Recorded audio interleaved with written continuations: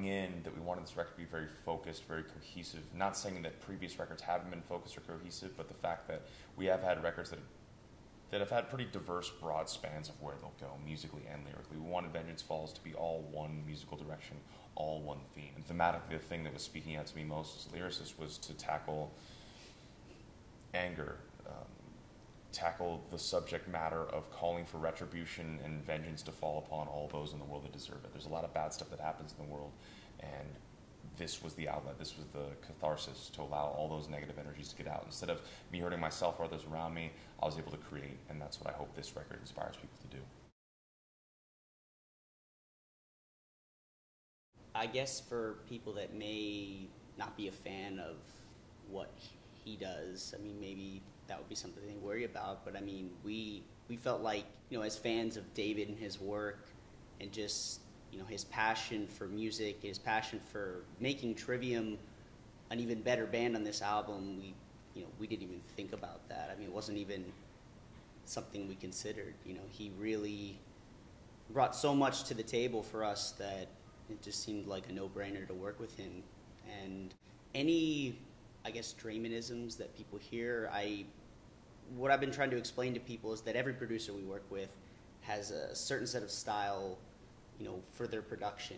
You know, I think the fact that David is in a successful band and he's very well known, maybe people picked up on that more, but I mean, if you look back to like Shogun, working with Nick Raskulinecz, and, you know, his work with Rush and Foo Fighters and stuff like that, and then you look at the album being a more progressive album for Trivium, I think each producer definitely leaves their mark on the record they do with us.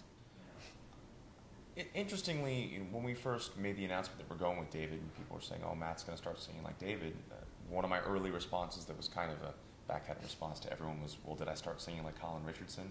You know, the whole thing is, like, every producer, I think a great producer needs to be able to think objectively and needs to be able to think outside of themselves and outside of what their band is, if they have a band.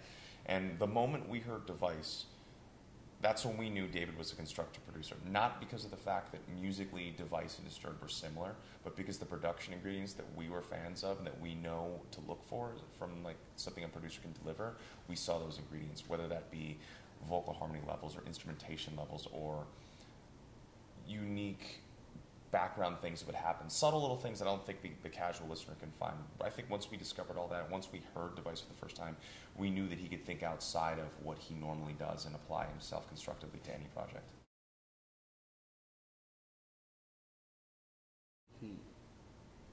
We started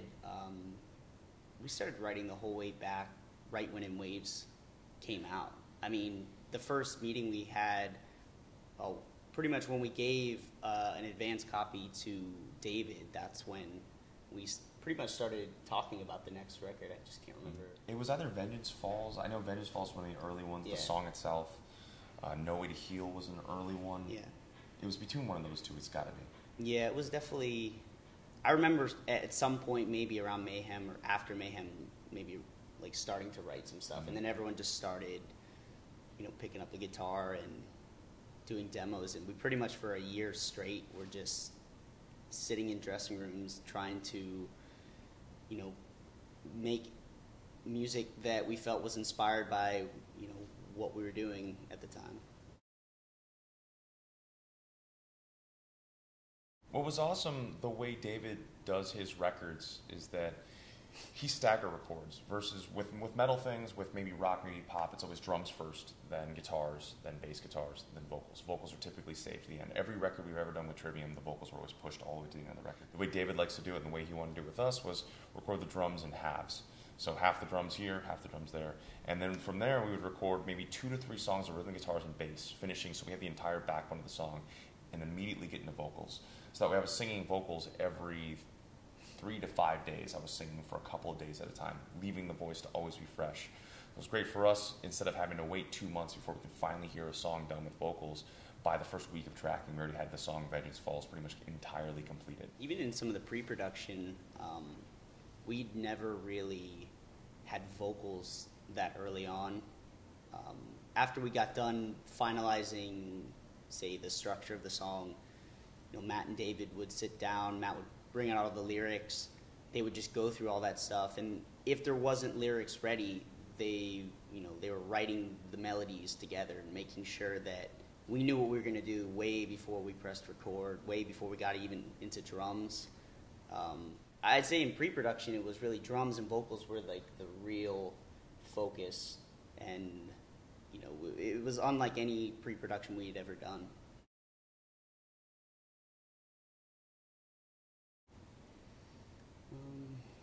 I mean, I guess when we cut like the one last song we weren't really sure of. I don't think it even had a name. I think when one day we just decided there was one song we were working on that a couple of us were a little bit on the fence on, and sounded like a Queensryche song, right? Yeah, it kind of had like it just didn't have the vibe that we were going for. So I think we were at we went to like breakfast like every day.